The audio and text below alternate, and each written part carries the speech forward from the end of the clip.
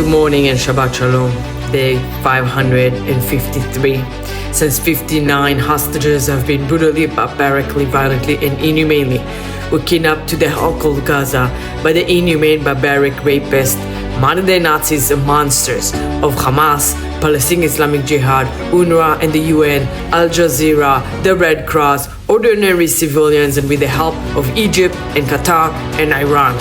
We are here every morning to demand from these inhumane, barbaric rapists, modern-day Nazis, monsters, to surrender and let all of the 59 hostages go immediately, at once, all together, in one phase, in one bus, and no one is left behind. And Israel should give up nothing. There are reports, and Trump is saying that we are closing to a deal, but Hamas is not really involved in the negotiation. It's only between the US, Israel, and Egypt. They're trying to find a middle ground between the Egyptian proposal to the Israeli proposal, and finding and hoping that once they find a middle ground, then Hamas will accept it. The problem is that Hamas do not want to release the hostages. They also do not want to surrender.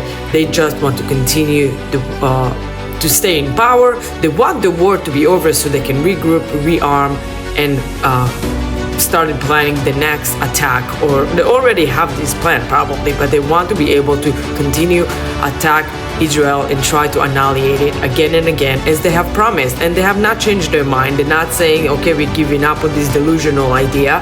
They're very determined, and they don't give a fuck that Israel is putting the military pressure. They don't give a fuck that Israel is also now occupying 30% of Gaza, as IDF continuously pushing civilians from area to area and taking over. The Gaza Strip was not occupied by Israelis between 2005 until October 6, 2023. This whole time, they had the freedom to do whatever they want. The Israelis were protecting their border with Gaza, while Egyptians protected their border with Gaza. There are two two countries bordering Gaza. Both borders were strictly secured, not enough secured as we saw on October 7th, but people were able to move in. There were Gazans who worked in Israel, but the dozens of thousands of them that had work permit and they can legally allowed into Israel if it was for work, if it is for medical treatments and whatnot. The Gazan brought this on themselves when they launched the worst massacre that Israel ever known, worst massacre in modern history, worst massacre of Jews since the Holocaust. And they are holding our people. As long as they are holding our people and Hamas is in power, the war will continue. And we demand that if there is a deal, Israel, United States, if you are going forward with a deal, we demand a deal that brings all 59 hostages home together. No little by little, enough with this selection between Jews and who's more important, who's less important, who you can leave behind. No one should be left behind. The the first ceasefire that happened in this whole 18 months in November of 23, when we saw over 100 women and children coming back home, that deal should have all of the hostages, all the 251 hostages should have been brought home then. But we left with these stupid deals again and again, and this last deal from February also only brought 33 hostages instead of all that were there. I think at the beginning of the deal there was like 90 something. Anyway, we demand all hostages home. We demand Hamas to surrender. We have no future if Hamas is staying in power. They will surrender. They have no other option. And we will continue to defend ourselves, and Israel will continue to eliminate terrorists directly, those who have been complicit on October 7th, who infiltrated Israel, who committed the worst atrocities, and also in charge of torturing and holding our hostages. 11 of those senior terrorist leaders were already eliminated, and other not so seniors, and IDF continues full force. Also want to congratulate today for yesterday was sworn in former Governor Mike Huckabee as the U.S. Ambassador to Israel. So grateful for this man. He's a huge fan of Israel. All of his advocacy for all of the years for the friendship between Israel and the United States. So proud to see him representing the U.S. in Israel, and congratulations again and good luck. Help me, God. And we will continue. What else been happening? In Yale, you have a beautiful example of how these pro-Hamas supporters just hate America. They will be cheering when the United States flag hits the ground in order for them. I guess the next thing would happen was that they put the Palestinian flag on.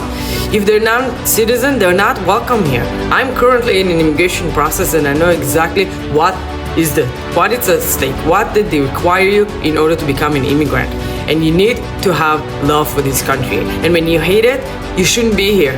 You shouldn't allow visitors. They don't have the right to come here. You don't have a right for student visa or green card or any of that sort. You're a visitor. And if you're a visitor, you need to respect your hosts. And if you don't respect them, and if you hate them, and if you call for their destruction, you shouldn't be here. These non-citizens should be deported. I'm not sure what we should be done with a citizen, but at least their faces should be broadcast everywhere, and they shouldn't be hired anywhere. I don't know.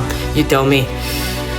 But on this Shabbat, I want to wish everyone a peaceful Shabbat, for the IDF soldiers to be safe wherever you are and complete your task safely, come back home safely, for the 59 hostages to be rescued or released immediately and be coming home today, celebrate Shabbat with your families, and yet tomorrow, Passover, the holiday where the Jews continuously, every year, telling the story of how we went from slavery to freedom with the help of God.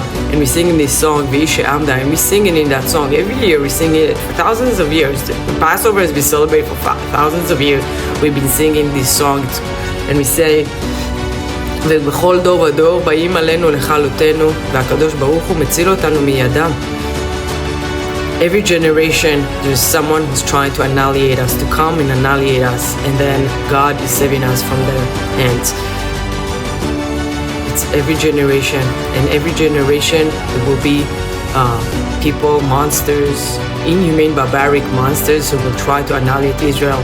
A generation ago, it was in Germany, the Nazis, and one generation after, 80 years after, we have now finally the Palestinians, the Gazans, who have been trying through all of this time, but this is this time in the history when they really tried, where we've been the most successful for their try on October 7th, and since then, and what they've been doing, how they rallied up all of these fucking idiots across the world, especially in the US and Canada. But as a reminder, as history repeats itself, the Jewish nation is not going anywhere. They will never be able to annihilate us. We are immortal.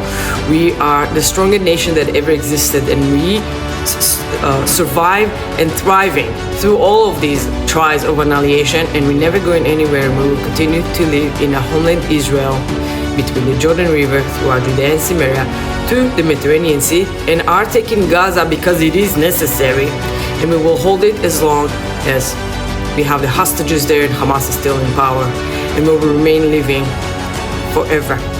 Am Israel Chai forever. Shabbat Shalom, and tomorrow I wish you also happy Passover.